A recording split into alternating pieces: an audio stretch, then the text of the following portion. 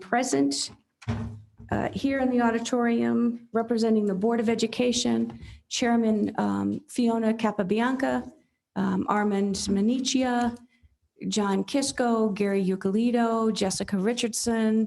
I see Ellen Hona. Who else? I see Kathy Toder. I see Nikki Fabiano. Am I missing anybody in the board? Sue. Hi. Hi. And Ed Corey is actually in the waiting room. He's on Zoom. Who else? Ed Corey. Ed Corey is participating via Zoom for the Board of Education. All right. Oh, he's not? You said I'm in the waiting room. Can you someone let me in? He's probably in the wrong waiting room. I know, that's what I was worried about. I've done that. Exactly.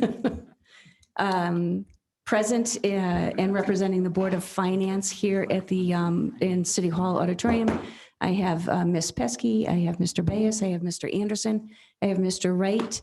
On the phone, do we have Mr. Bushka or Mr. Boynton?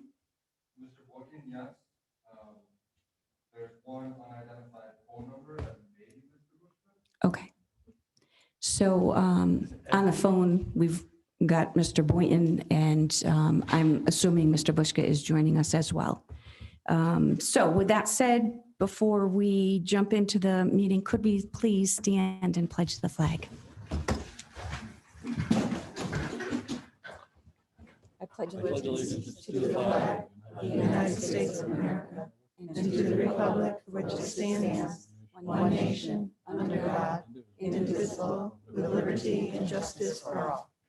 Okay. So this, we start this off as a joint meeting, and then at the conclusion of the joint meeting, I'll open up the public hearing for public comment, and then we can conclude the evening. So item 1 on the agenda is, it doesn't require a motion. It is just to review and discuss the proposed operating budget for Torrington Public Schools for the fiscal period of July 1, 2021 to June 30, 2022. And at this point, I'll turn it over to the superintendent, Susan Lebonsky. Thanks very much, Mayor. We are just going to go through a very quick PowerPoint presentation and then start our questions and dialogue. So if we could go ahead. Thank you so much, Allie. We can go to the next slide. So I just want to thank the board members and all of central office for working so hard over the last several months, and also our district teams, in order to bring you this budget here this evening. A lot of collaboration, a lot of discussion, a lot of very thoughtful, fruitful discussion that brought us to this point. So many thanks. Okay, Ellie. So just a reminder always is before we always start with our vision statement and our mission statement. And Torrington Public Schools will ensure every student is able to graduate with skills and attributes that empower them to enter the college or career of their choosing. And our mission, through engaging instruction that is relevant, rigorous, and personalized to student needs, Torrington Public Schools will successfully prepare all students to be productive citizens and critical thinkers capable of adapting and thriving in a dynamic global environment. So that's what drives us. And now on to more of the particulars. So the budgetary process really starts in November. It seems like it never ends. I'm sure it seems that way to you as well. We start with site leadership team, and they really work with their administration and talk about what their basic needs are and flesh that out until finally principals and central office administration work together on what's fiscally responsible. And we continue to have monthly budget meetings and updates with our board of ed members. And we continue to do an analysis of enrollment, master schedule, student needs, staffing, courses of study, graduation requirements, which have increased. And this year, of course, with the COVID-19 impact and the learning gaps or unfinished learning of our students. Thank you. So just the overall budget summary, when you look at the breakdown, not surprisingly, this is almost exactly what we had last year.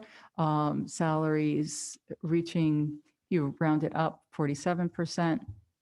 Benefits, 22.4, that's a little bit down from last year. Professional and technical services, 2%. Property services, almost 2%. Purchase services, 10, almost 11%. Special ed purchase services, 12%. That's down from previous years. Supplies and materials, 2.5. Property and equipment, 0.1. So that brings us to the 100%. So that's pretty similar to what we see year after year. So we can go to the next slide.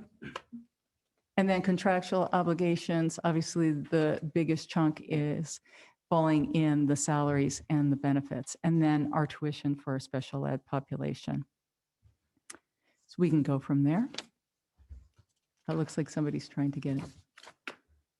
Non-contractual necessities, it sounds like it's not important, but these things are vitally important. These are repairs and maintenance, our books and periodicals, our library media supplies. We really have not put a lot of funding into those areas over the last few years. We really need to make sure that we are supporting our library media and our even our digital books and that formatting. Disposal services, we have an increased need, particularly at Vogel Wetmore.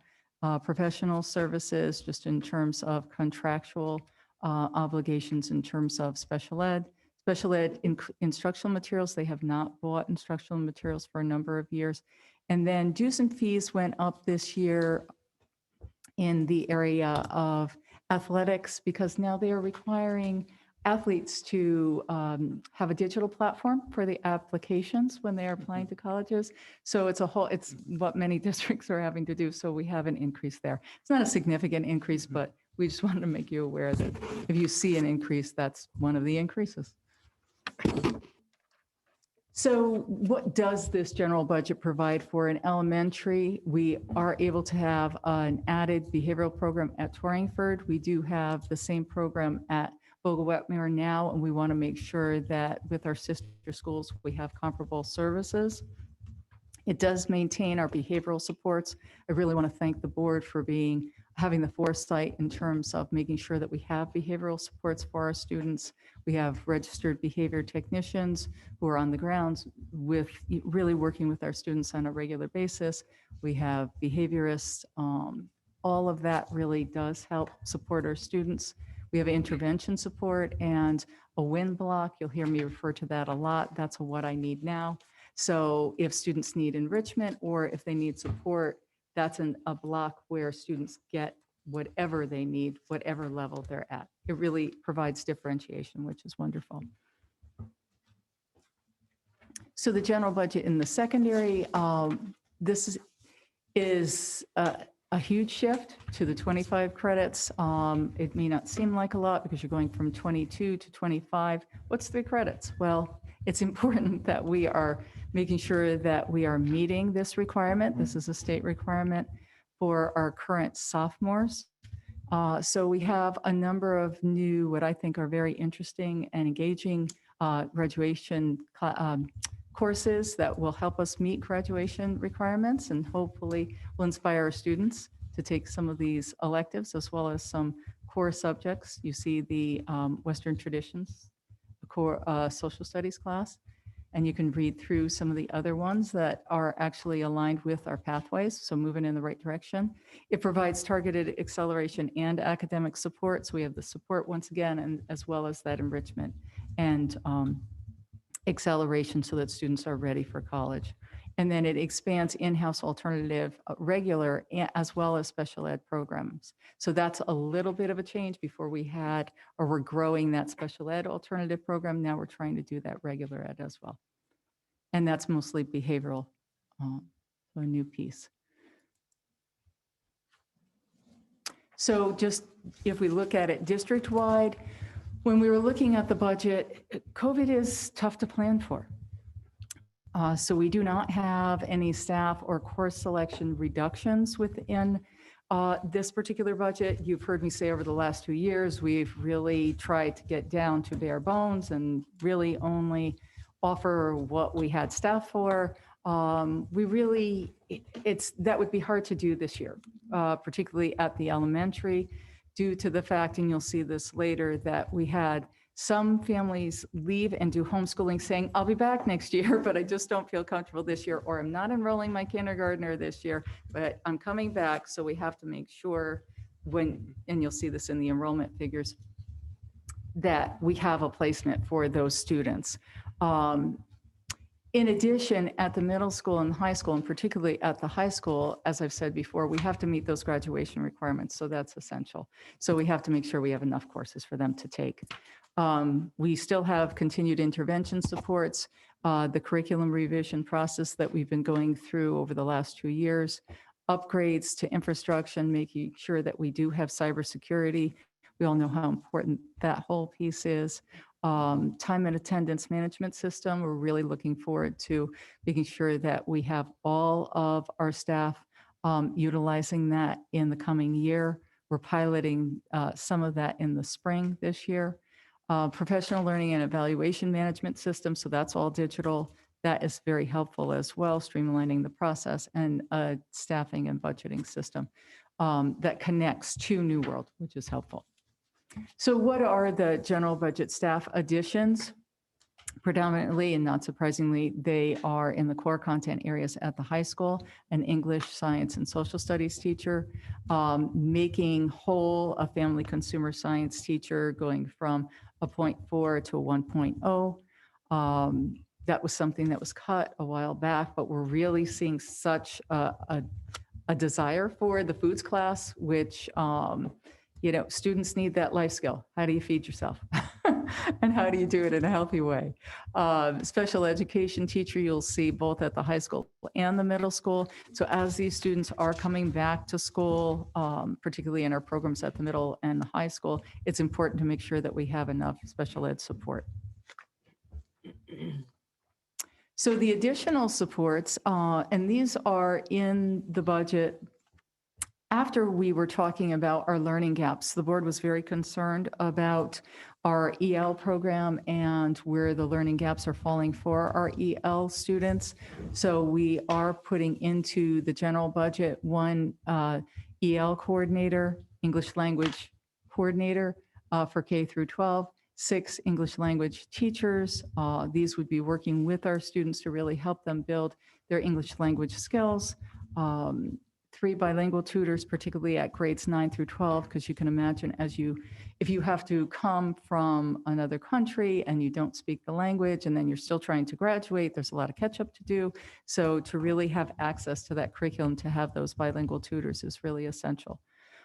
6 bilingual paras, 1 for each school, and then a 0.4 Torrington bilingual teacher to once again make that teacher whole. Right now we have a 0.6. In addition, a 1.0 or a 1 human resources generalist to really help us with the recruitment process. We have 42 positions. I know Kim is back there sweating all of our positions that are open. That's a huge number, but also just really making sure that we are hiring a diverse population in terms of a wonderful addition to our staff. To meet the needs or match the needs of our student population, which I'll review in just a little bit. That person would also work on the general functions of the HR office and do investigations and a variety of different HR functions. 2 social workers, we're really finding that many of our students, and I'm sure you've seen this in your own lives as well as what's out there in terms of the media. Students really going through a lot of crisis during the COVID time, and it just being a very, very difficult emotional time period for our students to have to go through so much isolation and instability, and it's been tough. It's been a hard time. So the grant funding, there's a variety of different grant funding sources, and we are so appreciative to our community partners. They really have stepped up, and they are willing to help us next year as well with mental health workers, behavioral support, professional development, a lot even within our own local RESC through Ed Advance, who has been very helpful and instrumental during this time. Really making sure that we are adding our music. We have a wonderful award-winning music program We want to make sure that that does not get impacted. That's really been strapped over the last few years. For many students, that is a safe haven. It's a great release and escape. So to make sure that we start them young and we can keep our program going. So instrumental instruction and integrated music. And then our library media specialists, and I apologize for the acronym, in grades 4 or 5. Right now, we only have one, and it's shared with Forbes and Southwest. And really to offer digital learning support, if not now, when? We're doing this 24/7 with our kids, so they really definitely need that, as well as making sure that they know how to communicate in a digital platform, navigate social media, and we are excited because there is a possibility for our library media specialists at the 4-5, if we have these 2 positions, to have a possible pilot for our TAG, our Talented and Gifted program once again, which has been a long time coming. So grant funding, community partnerships at secondary, you'll see once again, behavioral supports, mental health workers, those are huge for us. We're very appreciative of community health and wellness, as well as Charlotte Hungerford Hospital. We also have a Spanish teacher in grades 6 through 8 to really expand our offerings and make sure that students can get a jump on their language courses and credits and start to take UConn and AP language courses while they are at the high school. We also want to have an offering of Spanish for Spanish speakers, which we have at the high school, but we do not have at the middle school. And then an additional security para was requested for grades 6 through 8. And we think that would be beneficial. So grant funding and community partnerships district-wide in order to offer extended day, extended year. Many of those programs have already started, and we're lucky enough to have Alliance funding to support that. Some of our ESSER funds are going toward this as well. Curriculum revision in all content areas. I know that Sue Ferguson and her team have been working very hard on this. Professional development in every grade level, and the intervention and coaching support that we have through grant funding. And then recent accomplishments, truly we are very proud. Graduation requirement getting up to that 90 percentile at 87.3. Special ed, congratulations to Laura and her team. They really have worked so hard.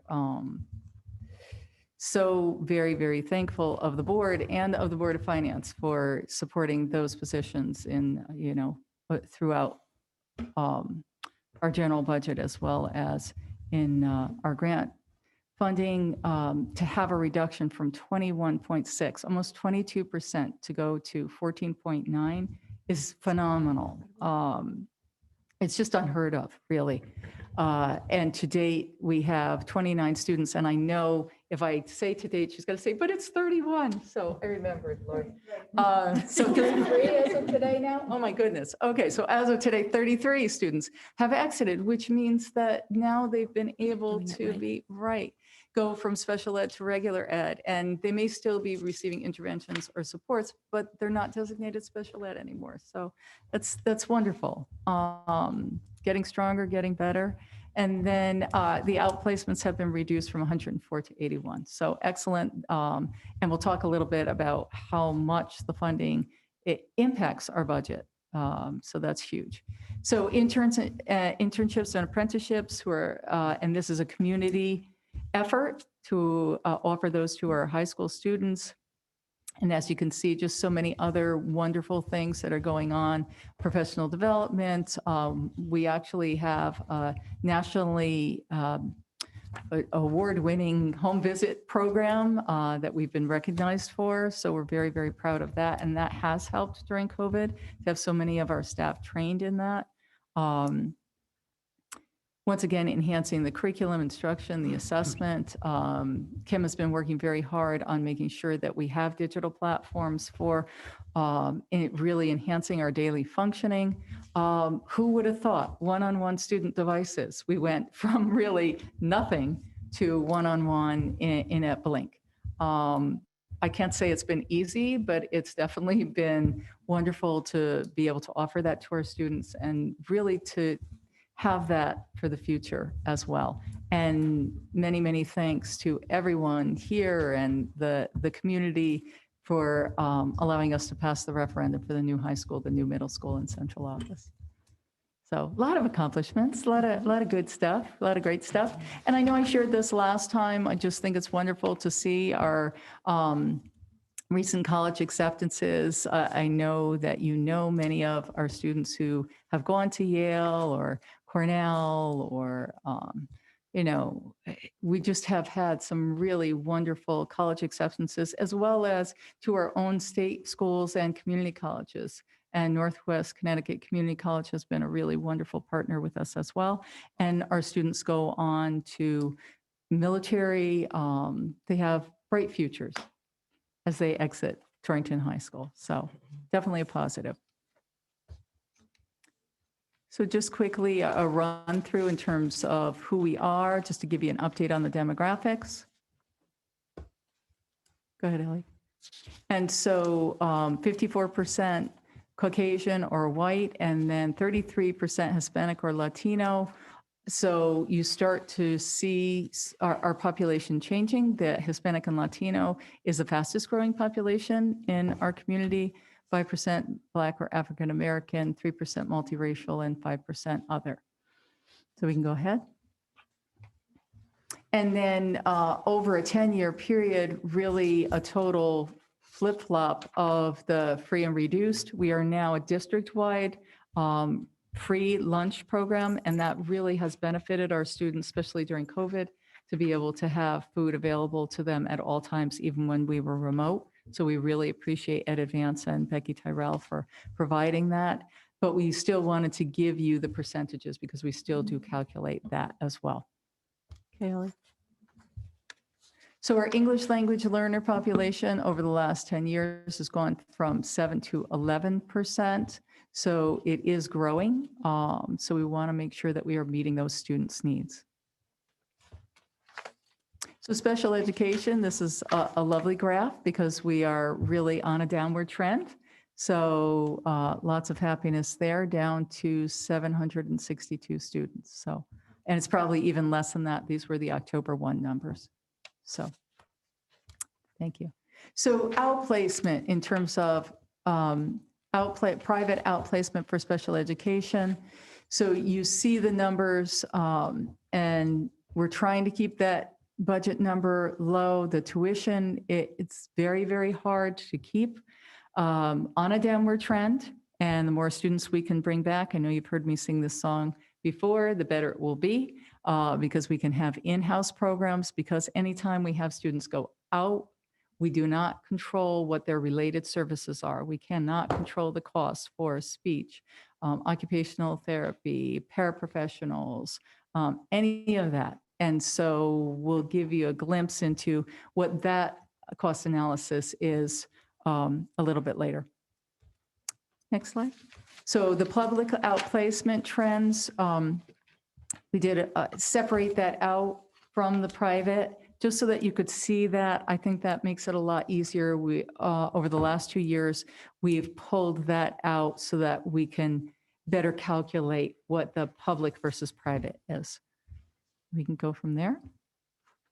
And then our magnet school tuition, and at the bottom, you can see how many students are participating in those programs. And so we like to see that downward trend in regular ed from 106 to 95 this year. Our special ed is up a little bit from 29 to 31. That is their school choice. Remembering that when our special ed students go to a magnet school, the services follow them and we pay whatever their fees are for those services. Go to the next one. And then our magnet school special ed services. So unfortunately, you can see where that is on an upward trend. So we're really hoping that we can build our own special ed programs that really mimic more of that magnet school, those offerings for our students, so that students stay in-house and they get to go to their neighborhood school. This should be so much easier when we have our new school. Next slide. So then for our vocation or our VOAG student tuition, so that is on an even keel at this point in terms of the numbers, a little bit down from last year, from 122 to 120. A little bit, once again, you can see more of a downward trend in the regular ed population. So that's a win. We want to see more of that. And then our next slide. Then our VOAG for special ed. You can see that kind of leveling off there in terms of the funding and the trend. And then the next slide.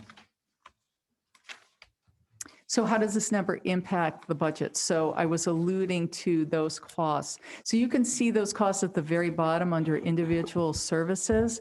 So this is the average of what we would be paying out. So their one-to-one paraeducator, $42,000. So our range at the top levels around 23,000.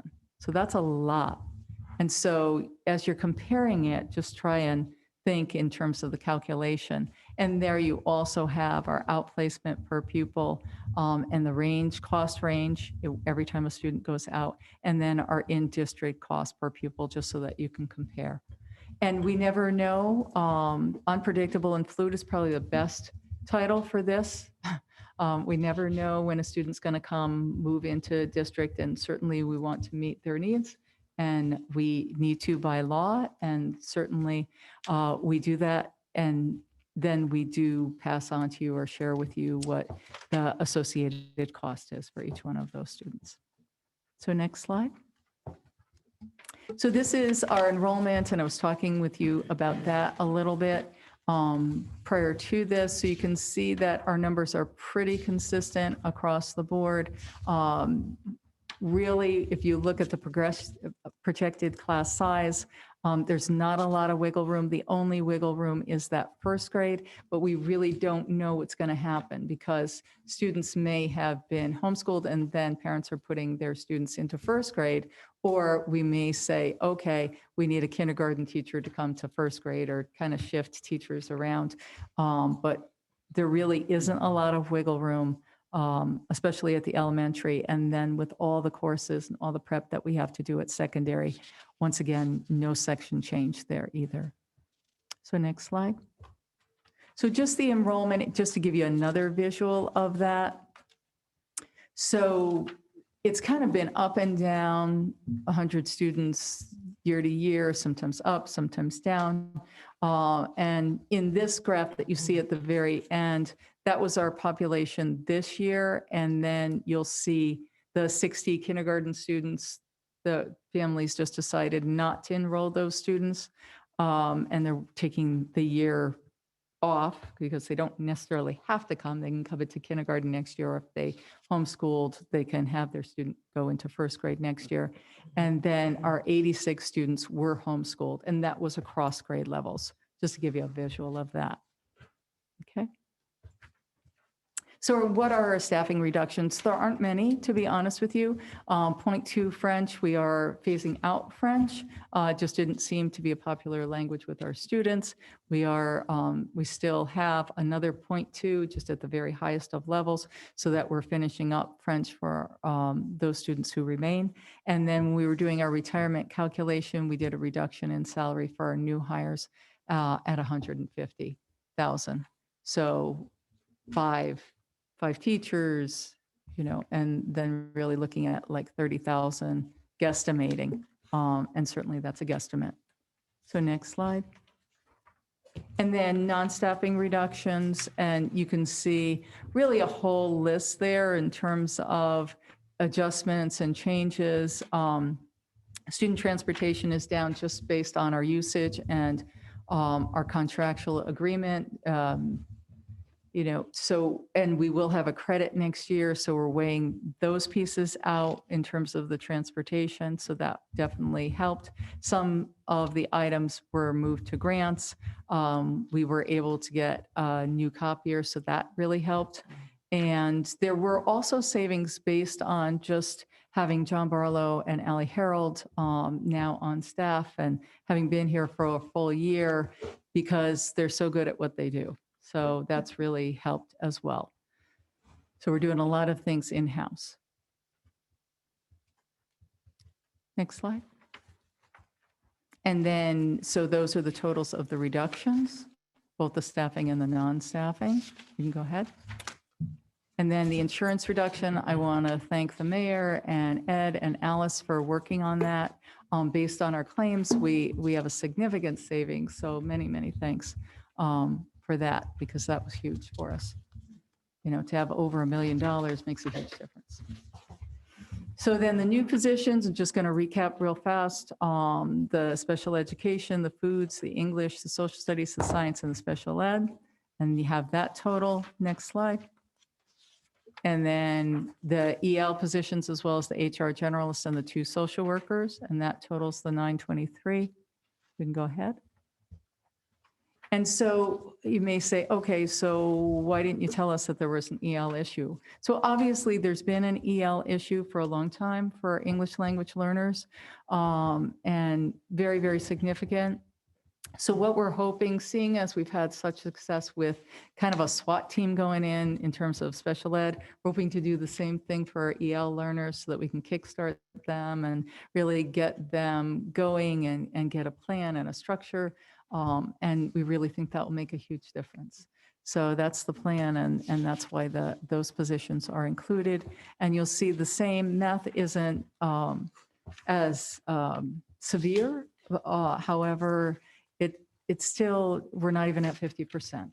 And so that's definitely a worry. So we really think that that's very important. And that's K through 12. So very significant. And then the comparison of the budget. So you see that our budget request is $77,502,179. And then the difference is 969 to 81, which brings us to 1.26%. And then we end with a picture of kids, which is where we need to be, right? So, in the future, because that's where we want to be. So thank you so much for listening. Great, good.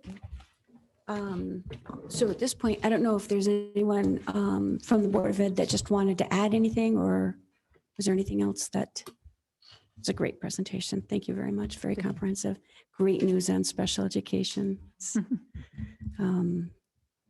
I think you had predicted this with that last investment that you asked for. So it's nice when you see it does bear fruit. So I guess I'll just open the floor then for discussion. Questions with regard to the operating.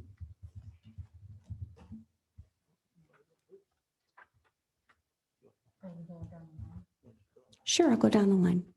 And then I'll kick it to Lance. I don't, on the line, I don't have pictures of people up there. So yeah, Ms. Bresky, do you want to kick us off? Are there any new requirements for particular classes from the state or units that need to be addressed this year for 21, 22? Right, so they want to see computer science that's really huge, and really making sure that STEM is integrated into what you're doing. There have to be certain STEM credits that students receive. So we have to have offerings there. And then we also need to offer African American and Puerto Rican studies, Latino, it's a long one. So it's African American, Latino, Hispanic, and Puerto Rican studies. So that's being worked on. It definitely has to be in place the following year, but we're working on that whole pilot piece. And then Is that just a class or is that a curriculum across? That's a the- curriculum across. Across the school. Yeah. So just making sure that students have enough electives, because we had cut back so far on electives, and really making sure you still have your 4 years of English. So you still have your basic requirements, but then making sure that you have, a lot of it is also, I don't want to just say elective. The big push is to really make sure that our students are career ready. And I'm sure you've heard that, even if you're just watching the news. So that's why the STEM piece is so important, as well as the variety of other electives. And we're very, very fortunate that I think we have a phenomenal fine arts program. We offer drama, we We have ceramics, we have a wonderful music program. So we have a lot of great pieces in place, but we really need to add to our STEM. How many advanced placement classes do we have now? That's a good question. I don't, do you know how many?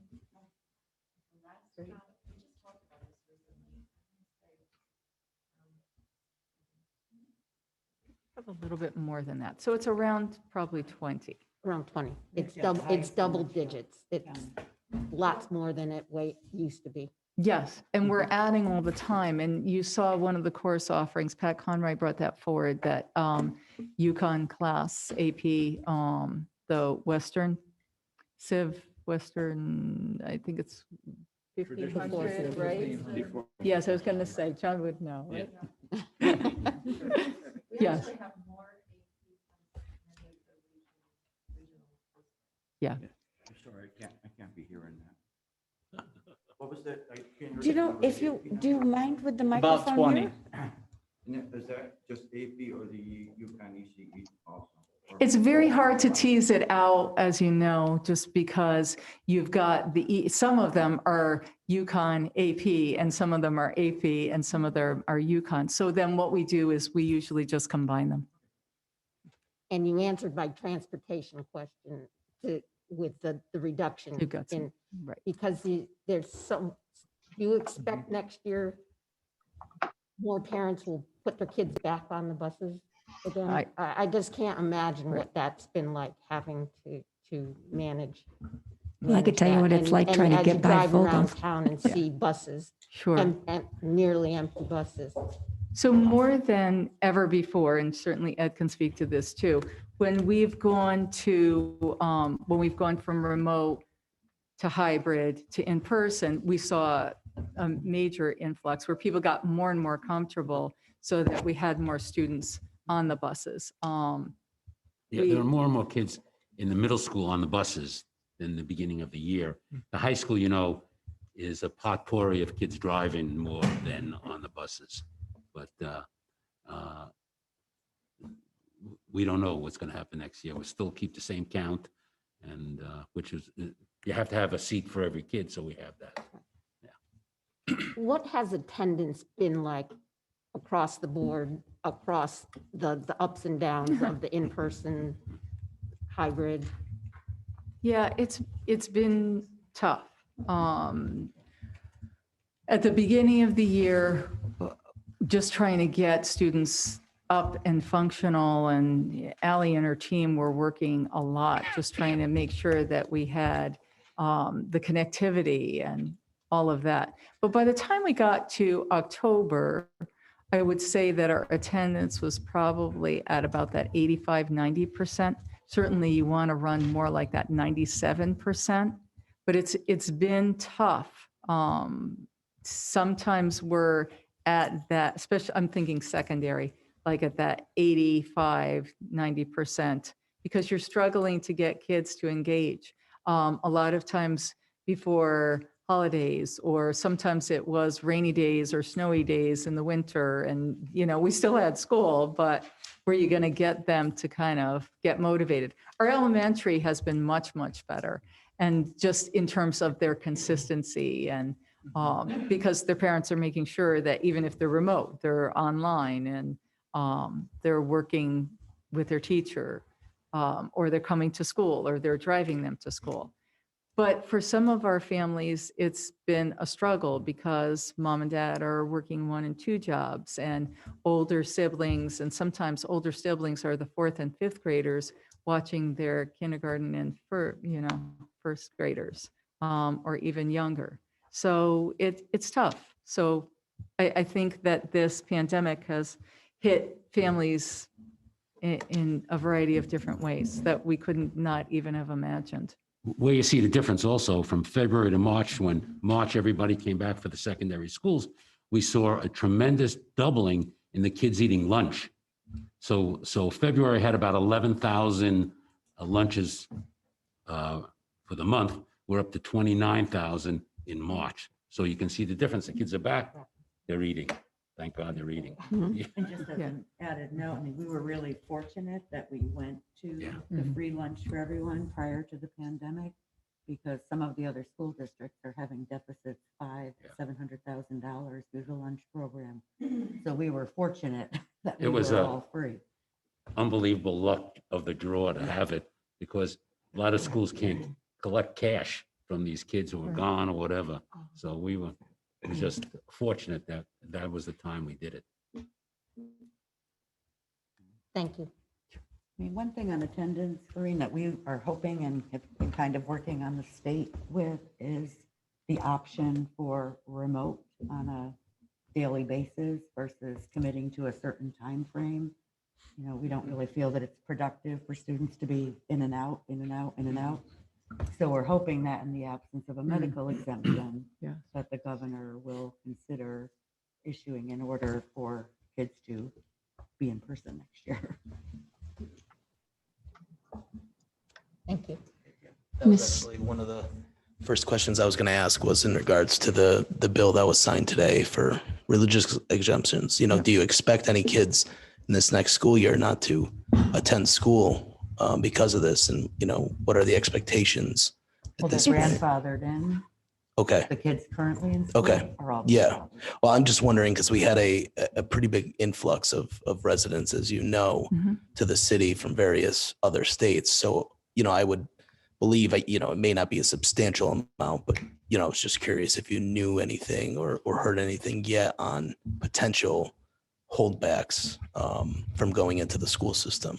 Sure. So prior to this and that legislation and in previous years, our vaccination rate was actually very high. We didn't have an issue, 97, 98%. So we were very, very fortunate. So at this point, I have not heard parents saying, you know, I've got to have my child remote or I'm going to have the religious exemption. I'm sure there will be some. Yeah, I'm sure you'll expect it. Which, you know, we certainly will respect.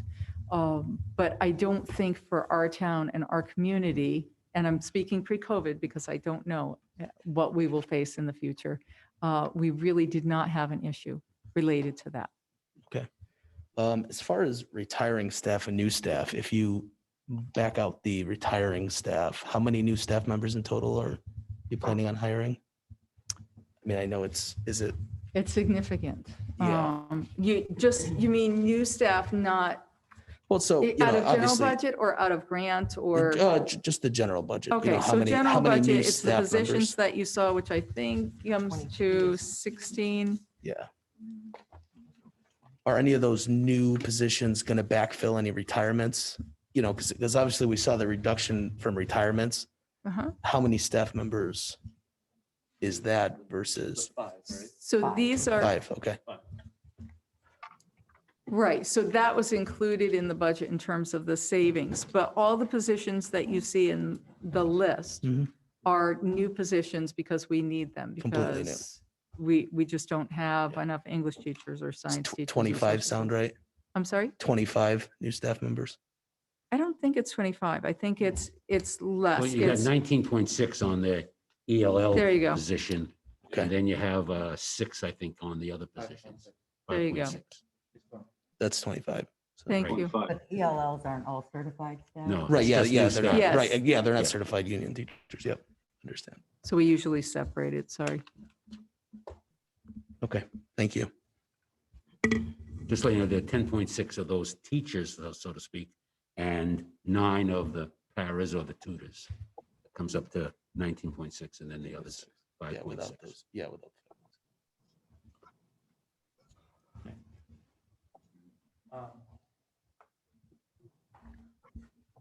Thank you.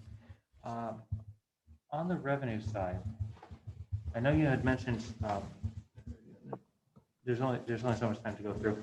There's a lot of community involvement and or grant funding community partnerships. These items that you had listed here should be reflected in the grants and revenues we have in the book, right? So, or is what's in the presentation in addition to that? Yeah, so it won't include every single thing. So, for example, in some of the grant, like the ESSER, we have behavioral health and supports for grades 4 through 8. And that's 109,000. So it's at a reduced rate. It's certainly, they can't offer it and just donate those hours. So, but that is within grant funds, so that's covered. But that's a huge help at that particular age group. There's a number of like community health and Charlotte Hungerford. Those are grants, but we don't pay, we don't list them because it's direct pay from, they bring their own people in. We don't have anything to do with it. They work with the school. So we have a number of those where we don't, you know, we know what it is, but it doesn't go through our books because we don't pay for anything. And that's reflected on the expenditure side as well. We Correct. pick up the expense. Correct. Right, because what will happen is they'll just build their own insurance for those services. Okay, and it's a great partnership. Correct. And as far, I know it's way too early to say, but on the grants and the revenue side, you know, we have a projected increase of grant revenues by about $12 million, including almost 9 million just in things attributable to the CARES Act, the American Rescue Plan, $65,000 for a video grant. How confident are we that these are all coming in? I mean, are these being applied for? Have we received them? Have they been pledged? Where are we with those? Yeah, some of them, we just like, there's the CARES Act, we have the money. ERA, there's so many different, we have the money. Yeah. We also got a $477,000 grant. It's for infrastructure, which we did at the middle school. We put up new ceilings all over the middle school, all new lights. At Vogel Wetmore, we're putting beautiful lights outside where you have those broken, we're taking care of that. Put all new stair treads in there. We're doing both Vogel Wetmore and the middle school, refinishing the gym floors. So we're getting a number of things. The other one was the CARES Act and the COVID Act, which we got over $600,000 to pay for PPTs and also a couple of teachers and also our sanitizers. Sure. So No, I mean, those are fantastic. Have you heard anything about whether or not those revenues are going to be one time for this year only? Do you think they'll come back again next year? I mean, because overall, we're looking at an increase of about a third of our total grants. That's a ton of money. yeah, one of them is a 2-year, you know, we can spend it over 2 years.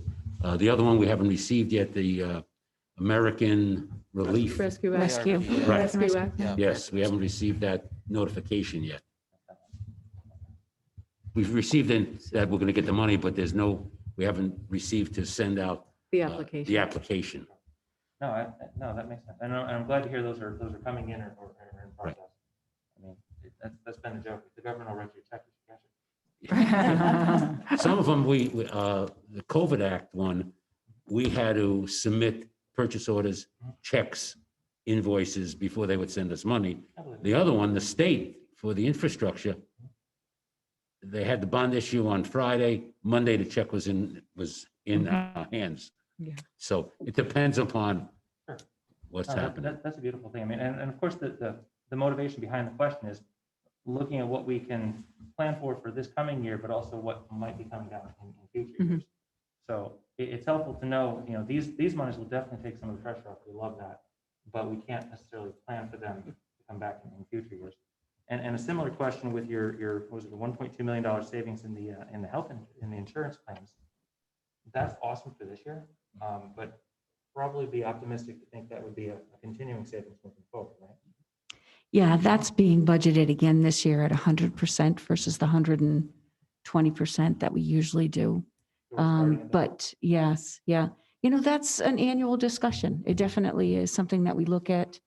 And I will tell you, Alice is extremely conservative. I think Ed's had more than his share of conversations with her about, you know, where to compromise on that. She's perfectly comfortable with this proposal at this point. But you're right. You know, next year we could find that everybody that's been procrastinating on their regular healthy visits or, you know, some minor surgery, we might find that there's a big surge in that in the next year. But for now, we're comfortable with this. I mean, that's good to hear. Yeah. Because, we all know, I mean, keep saying the same thing over and over again, but the hospital's been full. So Yes. anything that might have been elective or could have been optional is being pushed back. And if you push it off too long, it's that much worse than you have it done later. Yeah. So I guess if you guys are confident with 100%, I'll support that. I'm waiting for us to need that 120 again. Yes. That's a concern. Thank you. Mr. Wright. Just had a couple of questions on the new positions. I'm a little confused. The foods teacher, is that the existing foods teacher? And you're taking her from 0.4 to 0.6? I mean, to full-time? The foods teacher would also teach the child development class. So really, it's a whole 1.0 because the person who was in as a 0.4 has now retired. Okay. The existing food teacher is teaching 6 sections this year. And although she's willing to teach 6 sections next year, it's just, we have more requests than we can possibly fill. So it makes much more sense to hire a full-time, it's actually a family consumer science certification. So that person can teach the child development and the foods classes. Okay. So it would be a combination of both of those Okay, things. Okay. And the other, I'm just kind of curious, social workers, do they, the regular teachers contract? Yes. They're part of that union, yes. I'm a little confused. You have 2 for $150,000 and everybody else seems to be starting at 58. Is there something? I can explain that because social workers, psychologists, when they graduate, their master's degree is 60 credits. And so you have to pay them more essentially to starting salary because they have to have that in order to get certified, period. So, and that's across the board in the state. So that's why. So we estimated Yeah, 75,000. that makes sense. Sure. Carmen, can Did I it? say something? So I don't know if Lance is on the call. Did Mr. Boynton? I am on the call. Can you hear me? We can, yes. So, yeah, the rest of the finance group, they're really kind of was asking a lot of the questions I had, and you mentioned, the credit for the transportation, so that was good to hear. Yeah, the biggest question I really had was around, some of those one-time savings that, as we budget for those and look to move towards next year, to Chris's point, it's a one-time savings. That's wonderful. But I think we just have to be diligent moving forward to ensure that we're constantly looking for other opportunities like this to make sure that we try to keep this budget as reasonable as possible. Okay, thank you. And just, and if I can just add, as a point of clarification, when Mr. Anderson was talking about those one-time grant revenues, those grant revenues are not being used to offset the operating budget. All of those are outside of the operating budget. So those will support all your other strategies that you need to implement. So. Right, for those learning gaps. Yeah. Right. So, yeah, I think the gaps are probably not as glaring as one might think when you look at this first revenue page. Right. So, I have just, Mr. Bayes, I'm sorry. just one final. I usually ask Ed and Sue for a breakdown of the salaries, grant versus operating. I'm hoping for the same thing this year as you've done in the past 3-4 years. So I could send it to you in an email too. Yeah. But yeah. So just so you know, Chris, we had actually lengthy discussions about this because the board is getting extremely concerned about the number of required positions that we're paying out of grants. And when that bottom falls out, how we're going to meet the bridge. Yeah, that's important. So we were targeting, even in items we put in the ESSER funds, Mhm. like these really would need to be in general budget at some point. Right, and that's one of the reasons why I like An to alliance. to see it's- that. Yeah. It's alarming, the number. But the good news about the Alliance District is the Alliance, the ECS that is appropriated in the state budget the portion of that ECS funding that actually comes into the general fund was frozen at the 2012 year. So the excess is being put into your grant. When you are no longer an Alliance district, which, you know, I like to believe that is going to happen in our lifetimes, those funds will come back under ECS. So the Alliance district or the Alliance grant funds, I'm not so concerned about. But when you do identify those other grant funds, whether it's ESSER, Well, even like with the ESSER, so we went to one-on-one devices. So we have to have a much larger IT team than we've ever had because now And a bigger there's network. 6,000 people between all of our staff and all of our students. So those kind of Those will come in. positions aren't going to go away when the ESSER funds dissolve. We're still going to have a need for those. So we're trying to kind of sidetrack those that are positions that aren't really trial programs that we're running through ESSER or temporary after-school programs, but things that are going to meet us at the end of the road in a couple of years that we're going to have to figure out how we pay for this.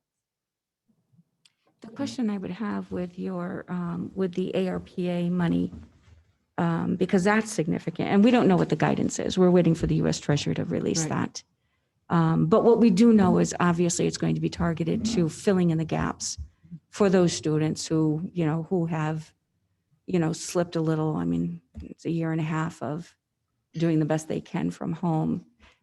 What is your approach to hiring for that? You know, I mean, obviously, if you hire them as contracted employees, we own them. We then worry about unemployment compensation when they're no longer with us. Have you developed a strategy as to how you'll handle that? You've thought So, about it? as you say, when you look at the American Rescue Act, we're all still trying to figure out what the parameters are going to be on that. So that's up in the air. So as Fiona said, when you look at our ESSER, you look at our Alliance, you'll see more staffing in those positions because they, especially in the ESSER or the CARES Act too, you're looking at addressing those gaps. And then hopefully over time, that goes away and you don't necessarily have those positions, but you won't have that need for the positions. There will be some things that you still really need or it really works and it's made a huge difference. So you'll put that into place. With the ERA, or I don't even know what ARPA, I think is the new, we're really looking at things that will have a significant instructional impact, such as making sure that we have our instructional materials that we need, or having the structures, the environments that we need for our students. So once we get the parameters, then we'll look at that in a different light, but certainly to make sure that we have pieces that will really enhance instruction. And it may not necessarily be staffing, it may be more things, and I hate to put it that way. We're looking at not to include staff there and have. What we're doing with our city appropriation as well. You know, we know those are one time, even though you may have 3 years to spend it. Right. Correct. But it's a one time. So Right. that's, And you don't that's want to great. fall off the cliff at the end. Oh, trust me. Right. Yeah, it's a big fear. We've danced dangerously close Yeah, to that right. cliff a few times. Exactly. Fiona, can I talk? So, yeah, Mr. Euclid had a question. I think. So I look at things from a macro view. I mean, we had a great year this year. Everything worked out well. We delivered as promised on the special ed. But the one thing I think that I've learned being on the board, and I think the Board of Finance needs to look at, is the board. The school system now is the social services agency for Torrington. You know, other small cities and large cities have social services departments. We service all the social service needs for students now, whether it's psychologists, psychiatrists, social workers, truant officers. You know, that is now on our budget. And much of that doesn't apply to the actual education of the child. It applies to taking care of the things that take place at home and that get reconciled so the child can learn better. And the state keeps forcing more on the schools. So, you know, while everybody says we want to keep the education budget, you know, in line, when the teachers don't have to just teach anymore, but rather have to be mentors, social workers, going to homes to find the child and help bring the child into school, that takes away from learning. which means in the future, if we continue to go down this path, the way Connecticut's going and other states, that's probably where much of the growth is going to be. I mean, English language learning, you know, my view of that in the beginning was, I don't know if we're doing what we're supposed to be doing. And if you look at the numbers, and I think the goal is by investing in those kids who aren't getting out of they're not getting out of English language learning in 18 months. Some kids are years. If we get them out in 18 months with the appropriate resources, they're not a burden on the budget itself, and the investment in those additional staffers will give us relief when we need more things on the general ed side. But those are all other programs that many cities have at the local level. Learning English for parents that used to come into Torrington. There used to be a class in Torrington 50 years ago, 40 years ago, that the city sponsored, where immigrants could come in and learn, the parents could learn English. We don't have that anymore. So the kids don't learn as fast. And all these programs and resources that the kids need really becomes a Board of Education issue, because they have to be provided. So at some point, the reality has to be hit that it's not just about education anymore, unfortunately. And the teachers just aren't required to teach anymore. I don't know how the teachers do it.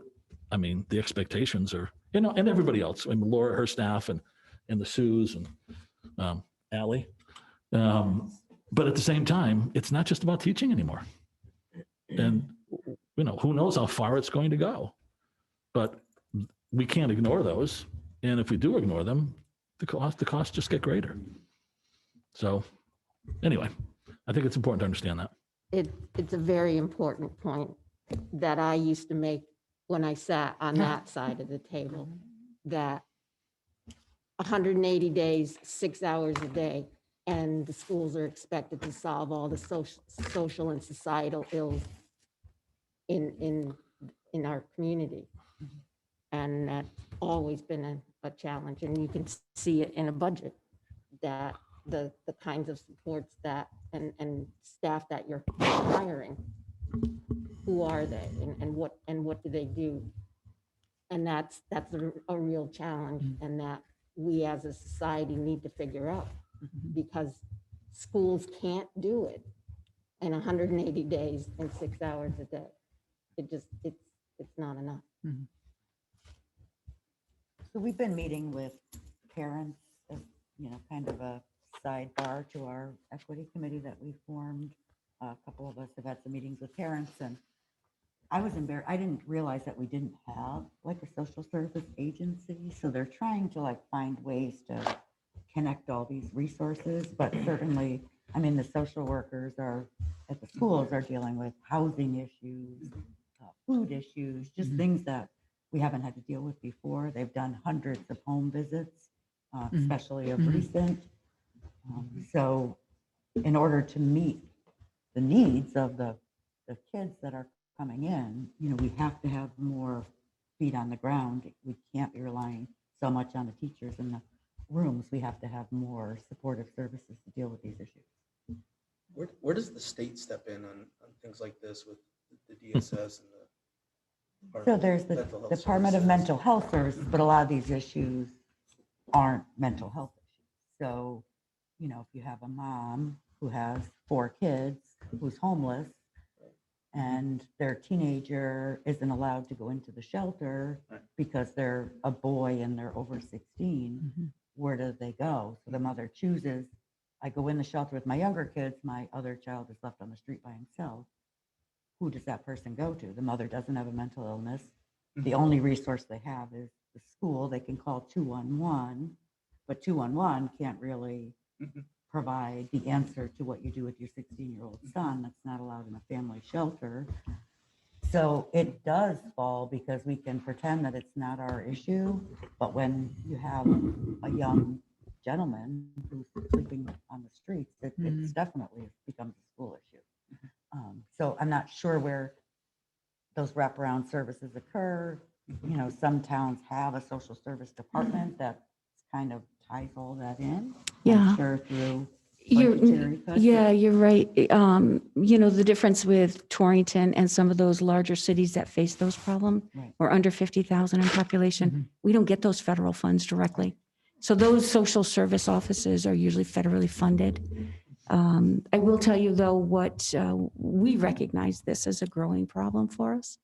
And we had been working with Supportive Housing Works and pursued through the CDBG Small Cities programs for funds for housing diversion, social workers. Now, that won't be employees of the city of Torrington, but working with supportive housing and the 211 system, which I agree with you, that is, in my humble opinion, a little bit of a failure. Yeah. Let me rephrase that, an abysmal failure, So we recognize that. And while we don't have the resources to be a social service agent on the city, we are finding those connections through those programs so that we can start helping bring in the supports. Right, and So that's why this isn't something that we think we should have to add to our budget, but we also can't have our Correct. guidance counselors not having the time to focus on college applications with students, and we can't have teachers in the classroom, finding where someone's going to sleep tonight. Yeah. So we need to have these services so that we can continue to provide a good academic experience for our students. I'm thinking to Mr. Euclid's point about, 40, 50 years ago, where there were, English language learning opportunities for adults. The difference we find now is the adults are disinclined to access those services. The advantage of bringing them into the school is you have a captive audience. You have the kids. So it's trying to figure out, what's that balance. It's unfair that it falls to the schools, but the adults are, for a lot of reasons, not comfortable coming out to something like an English lesson. So, Well, I agree with you. The investment here, my experience or some of the conversations that I have had with young people who came through Torrington schools receiving special education services, at the end of their school career said, I didn't need special education. I needed assistance in learning English. Right. So, those are the things that I hear. I'm sure, Plus, we're thinking that, building that trust with these families by having a coordinator that can Right. sit down with these families when they first come in. I mean, just the volume that we don't have the staff up front to do the time that's needed to determine what services these kids need. That's why we're planning to put those social workers in both of those secondary schools, right? And Yeah, the that's the the ELL thought. coordinator, I mean, we actually speak 33 languages in our school. So it's mind-boggling. Yeah. it's, who's developing the individual plans for all these Right, kids. We exactly. just, Yeah. but that's, determining a transcript that no one can read, that might be in Fulani, just say. yeah. They have to get transcripts. There's a lot of work involved with receiving these students in as well. And that population is growing, which isn't a bad thing for our community. Right. But we have to be able to service them in the schools Absolutely. and not impact everyone else. Well said. Yeah. Can I just say something about the parents coming in? When was the last time we tried it, though? I mean, same thing when I thought in the beginning of the board. Why don't we try it we're only going to get more people coming in from Ecuador, and they Hispanic, Latino. I call them by whether they're Ecuadorian, Peruvian. So we're only going to get more, which means We do work with Maria Gonzalez through New Opportunities. She's amazing. She's absolutely incredible. We are working with our other social service organizations, but she would be the first one to tell you that when you talk about that trust, I think, Fiona just said it so perfectly. It's about building that trust. When 40, 50 years ago, it wasn't like you were here undocumented and you were fearful of facing some consequences. So some of the problems have to do with that. It is a problem, and you're right. It's not something that we're not trying to face and not trying to find some solutions. But I agree with, with the investments that you're proposing here, it gets you closer to relieving some of the stressors on your teaching staff to have to do this. Right. And developing this whole ELL. I thought I read that Governor Lamont was also going to advance an initiative on infusing resources for ELL.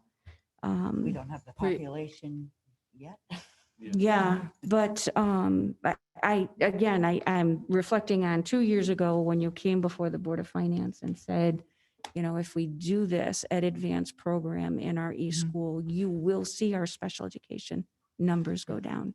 Right. Well, it's an investment that you told us we should make, and it certainly returned on the investment. There was a return on the investment, so. food And for that's what thought. we're hoping for this as well. Yeah. It'll make a significant difference for our students. And I noticed that you didn't budget for them in each of the individual schools. You put them all in the citywide? One line, yeah. for One now, line. Yes. Yeah. We can Because leave it- this with you. We had done an analysis by building of all the test scores, how many kids per school.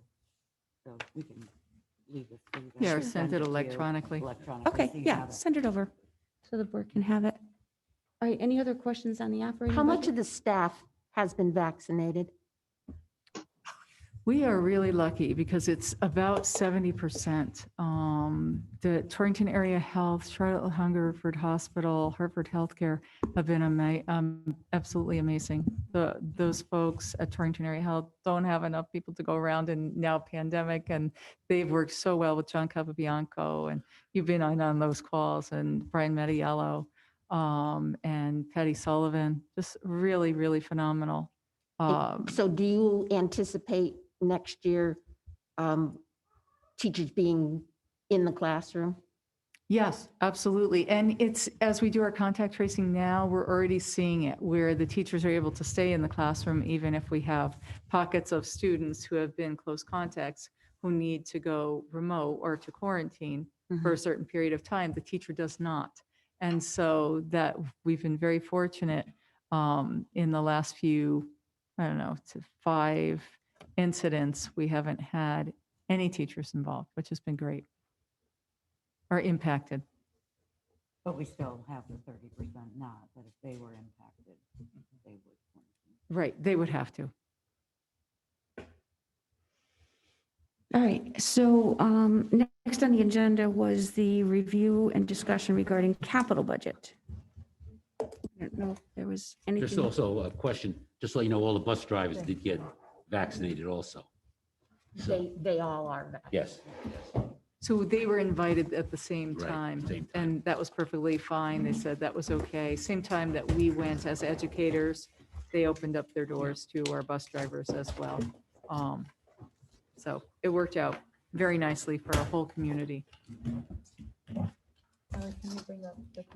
Thanks.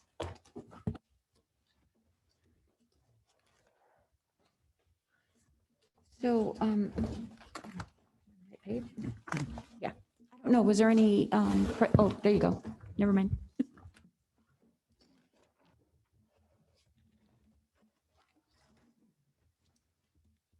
I don't know if you want to highlight any particular needs. This is a 5-year capital plan. We have a facilities committee decided that we're going to do a 10-year, going through all the schools and see what do we need and have a 10-year plan for everything. So we're working on that right now. Equipment, once the last years and so forth. So we'll have that done hopefully by next year. I just want to make one comment on the Torrington High School because that seems to be what everybody keeps asking. So the turf field will remain untouched by the new school construction project. So this is the money that we're allotting every year to replace the turf when it comes due, so we don't have to come up with that lump sum of money. So it's putting the 100,000 aside every year, and that will not be impacted by the new. In this year's budget, we do have money for next year's budget. We have money because it's 7 years, the track, we're going to resurface the track and and paint it again. So we do it, you have to do it every 7 years.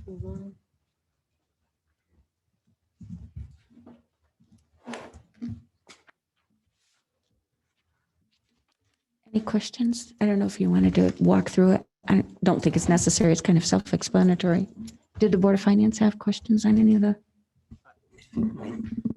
My only question is how, obviously we're still waiting for guidance on that American Rescue Plan, but how that plays a factor in just getting some of these one-time things done as far as capital and technology. I would believe that, part of that plan is to ensure that all kids have the proper technology to learn if something ever happens like this again in the future.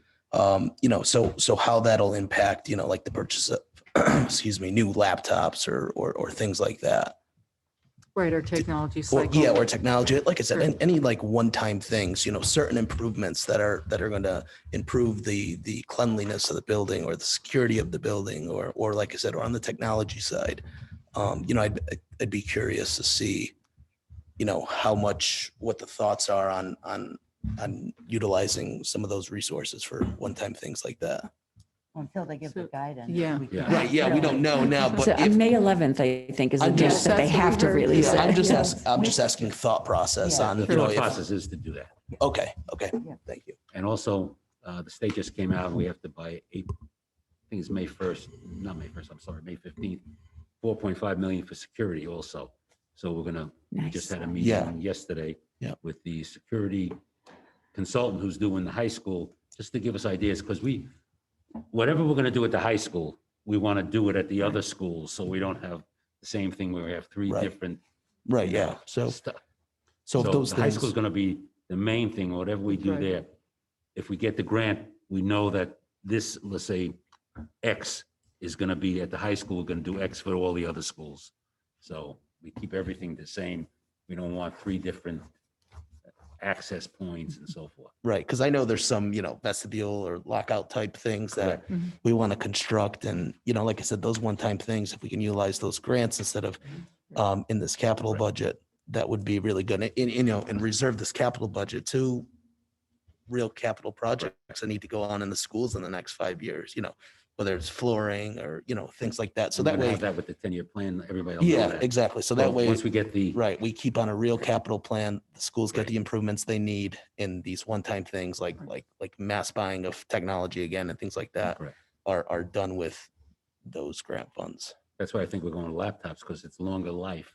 Yeah, right, exactly. And like I said, if we're getting the grant money, great, let's Yeah. make that investment now. So that way those have a longevity, and, when it comes up in 5 years to replace them instead of 1 year, it's, We're on the same wavelength. okay, good. Yeah. That's all. Mhm. Yep. That's Yeah. amazing. No, That's I was gonna say the Write this same date thing, Chris. down. We're thinking the same way. Yeah, good. We're all on the same page then. yes. I like it. When you look at the technology, you'll see that there is, you're talking about Apple systems versus Chromebooks, and they're going to last double the time. Chromebooks, you only get a few years of life out of them, and they don't have all of the capabilities. So we really want to make sure that this is an investment.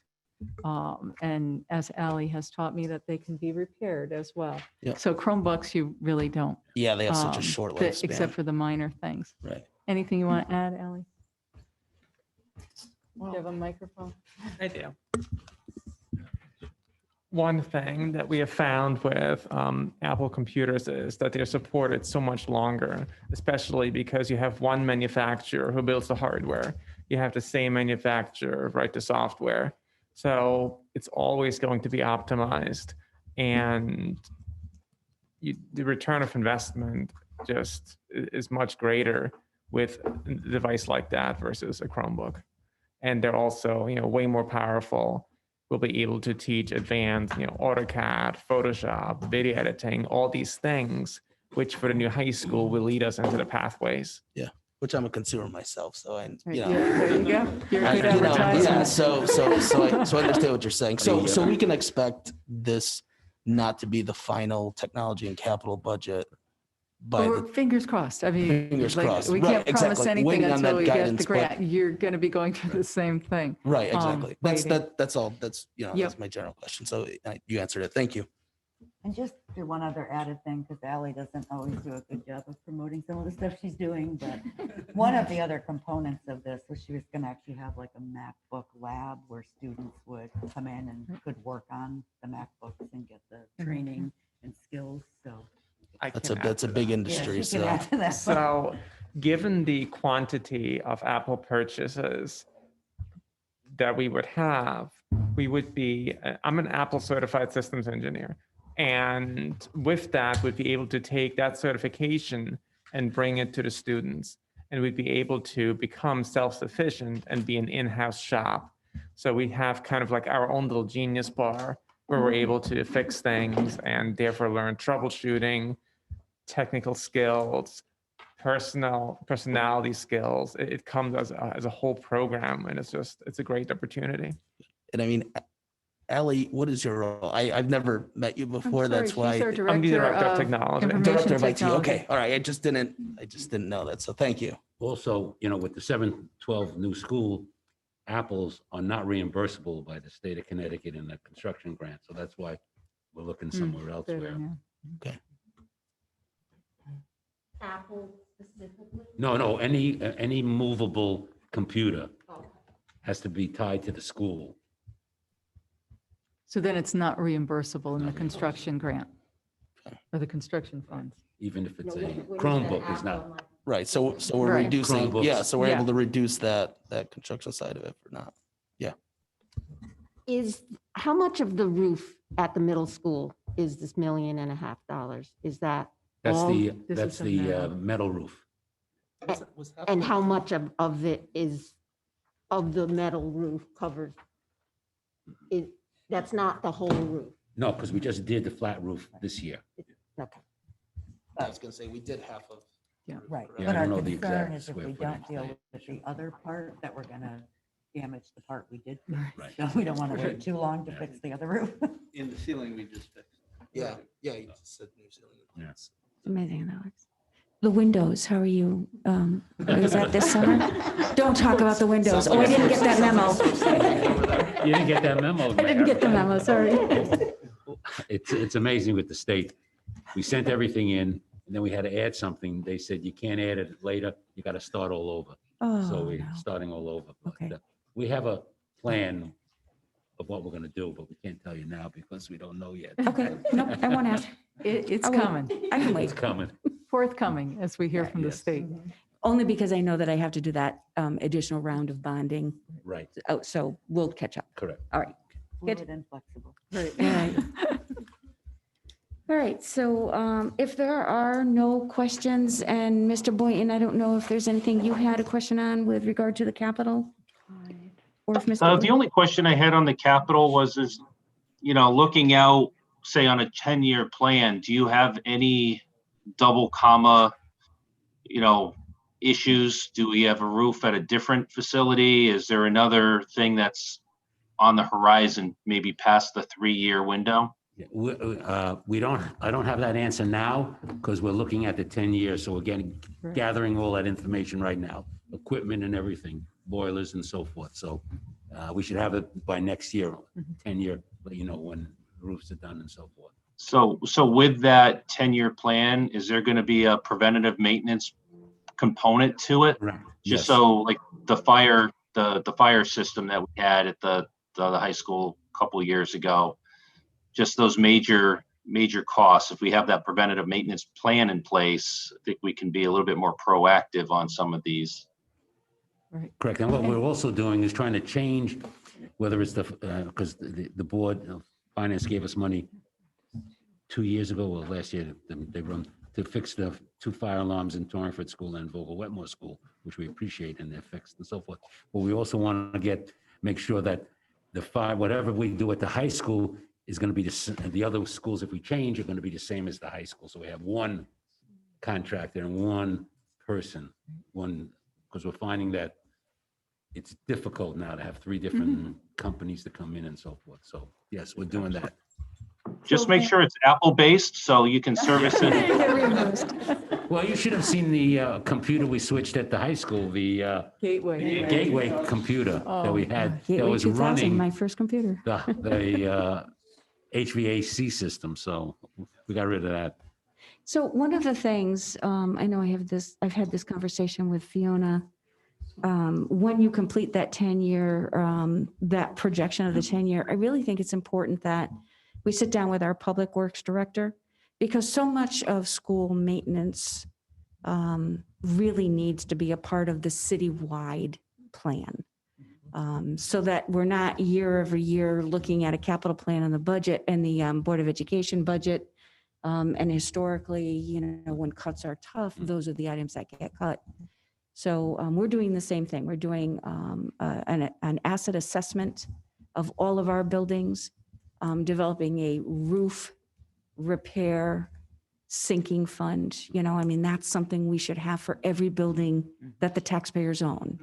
So those are the things that big benefit I see to having this assessment done, is that we can identify what are those things that we know we really should be budgeting for on a regular basis, sinking on the city side, so that it's no longer part of your ongoing capital improvements. So If we could, I'd like a 60-second synopsis of what's going on with the high school project, just kind of a general update. Right. We, and the mayor always gets something. I always drop it off on a Friday, every other Friday. So the building has been placed. It's on the bottom by Route 8.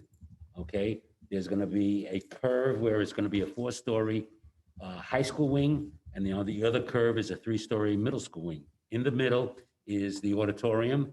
And then there's a cafeteria. The kitchen is one kitchen for both, but 2 cafeterias. Then there's a middle school gym and then a high school gym. All of the playing fields will be in the back where they're. So we're going to put in, we have more playing fields we're going to put in, plus we're putting the tennis courts in the back also.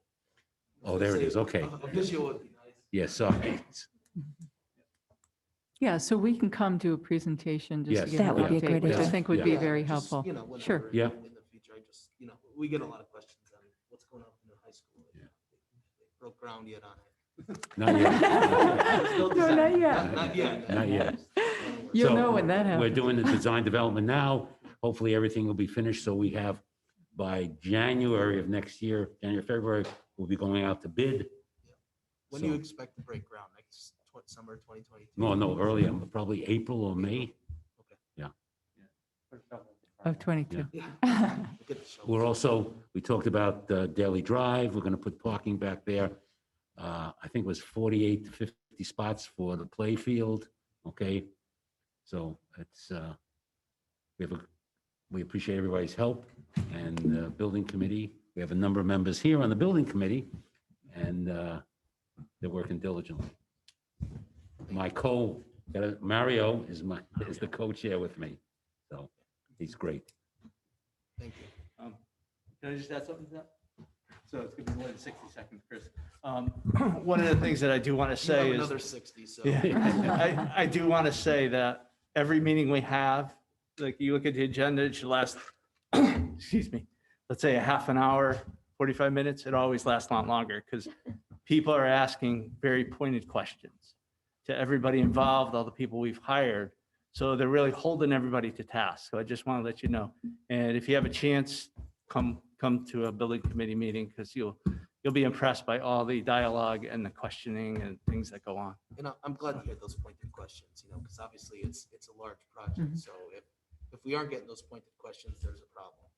Because I mean, this is going to be a major piece of infrastructure in the city for a very long time. Yeah. So, you know, if we're going to build it, we've got to build it right and, you know, make sure everybody's accommodated and things work. So I'm glad to hear that there's that much there's a lot, input yeah. going into the process. And I know there's some city council members, Mayor, that are on.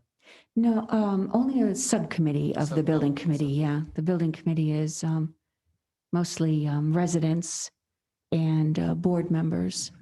So, and I have seen a few of the meetings. They're great. You know, there isn't a leaf unturned when they're talking about what they need to do. We have a good team. You do. Yeah. Yeah, I agree. So Sometimes pointed, sometimes heated, just so you know. Well, that's good. I mean, It's the most money Torrington's ever spent on a project. Yeah. So I we wanna know. make It sure was a big it's something that responsibility, right? everyone is gonna be really proud of. Yeah, if we're going to put, you know, Mhm. $160 million behind something, we've got to be able to put our name on it proudly and not say, not get there and say, oh, shoot, we should have done this, or we should have done that. Right. So I'm glad to hear all that's going on now. Well, just to let you know, we're also working on the reimbursement. It was 62.5. We got it up to 68. That saves almost $20 million already. So we're trying to get 80%. That'd So be great. we're working on it. Fantastic. All right. Then if there are no other questions on the agenda items, nothing from the Board of Ed, nothing else? Good, okay. Then at this point, I think I need to just call a motion to adjourn. Second. Thank you, Mr. Anderson, seconded by Mr. Bayes. Questions before I call the motion? Comments? Then all in favor? Aye. Any opposed? Right, we're adjourned. So I'm going to just shift gears real quick. I'm looking over my shoulder at Jonathan. We're still good. All right, shifting gears quickly into the public hearing and meeting to solicit the citizen input regarding the proposed budget for the Torrington Public Schools for the fiscal year July 1, 2021 to June 30th, 2022. Jonathan, is there a public notice that should be read? Carol, you ready to read the public notice?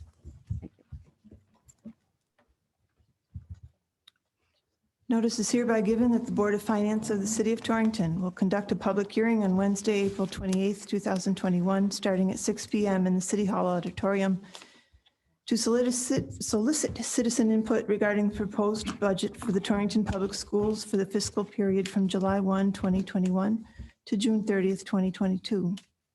Anyone interested in attending the public hearing may do so in person or by Zoom. However, please note that attendance will be limited at City Hall in order to adhere to public health guidelines and ensure social distancing. Members of the public who choose to attend in person will be granted up to 3 minutes to present their comments. The public is also invited to submit their comments in writing to the City Clerk's office before 4 p.m. on Wednesday, April 28th, 2021. Written comments that are sent electronically to city_clerk@torringtonct.org or by mail to the City Clerk's office, 140 Main Street, Torrington, CT, will be forwarded to the Board of Finance for their review and consideration in advance of the public hearing. Instructions for participating by phone or online are available at torringtonct.org/Zoom. All interested parties are invited to participate and submit their comments. Copies of the proposed budget are on file and available for review in the City Clerk's office, located at Torrington City Hall, 140 Main Street, Torrington, Connecticut, 06790. Interested persons may also review the proposed budget online at torringtonct.org. Dated at Torrington, Connecticut, this 19th day of April 2021. Carol Anderson, City Clerk. Thank you, Carol. So at this point, I would just ask or call for public comment. Is there anyone from the public wishing to address the boards in regard to the budget? It's all staff. It's all staff and board members, right? Yeah. And Dan Farley. All right, so then let me just call it 3 times. I know that there was one letter. Yes. Oh, I was just gonna, you just almost answered my question. I was just gonna ask if we had received, if anything had been sent in, and if that could also be sent to the Board of Education in addition to the Board of Finance? Absolutely, yeah. Yeah, it was just the one comment that was sent to the Board of Finance 2 or 3 days ago. I can forward that to the Board of Ed. Do you have it? It's short. Do you have it? Can we read it into the record? You don't? It's from Lynn. It's from Lynn Gilliam. We got it. I think it was Veronica, not Lynn. Veronica. Yeah. Yeah. Oh, yeah, yeah.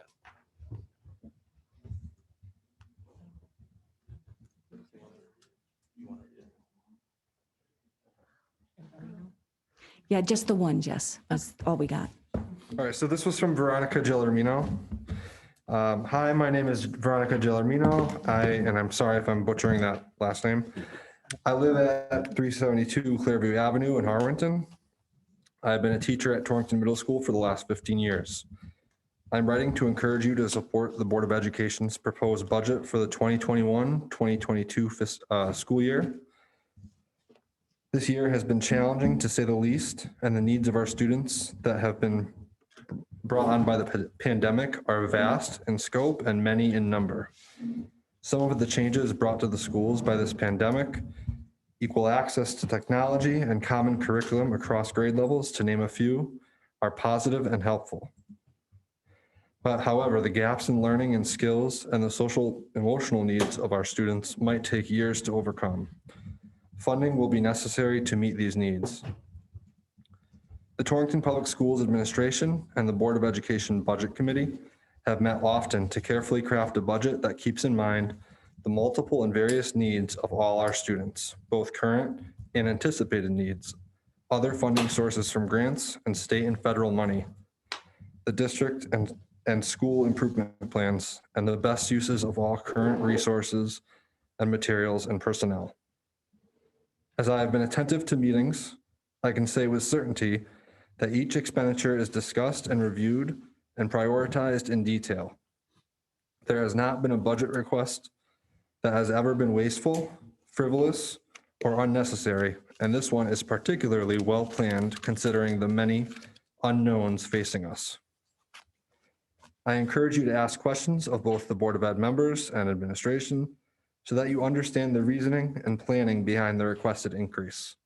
Then I ask you to vote to support the proposed school budget for the 2021-2022 year, as the alternative is not acceptable. Thank you for your time. Thank you, Jonathan. All right, so that was the only letter, and I'll just call it out as a public hearing should be called. Second request, anyone from the public wishing to address the board. Third request, anyone from the public wishing to address the boards. Seeing and hearing none, I'm going to declare the public hearing closed. Declare the public hearing closed. The public hearing is now closed. That's it. We're good. Thank you. Thank you.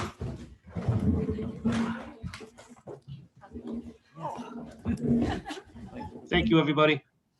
Thanks, Lance. Very well. Thanks, Lance. Good to see Very you. well behaved.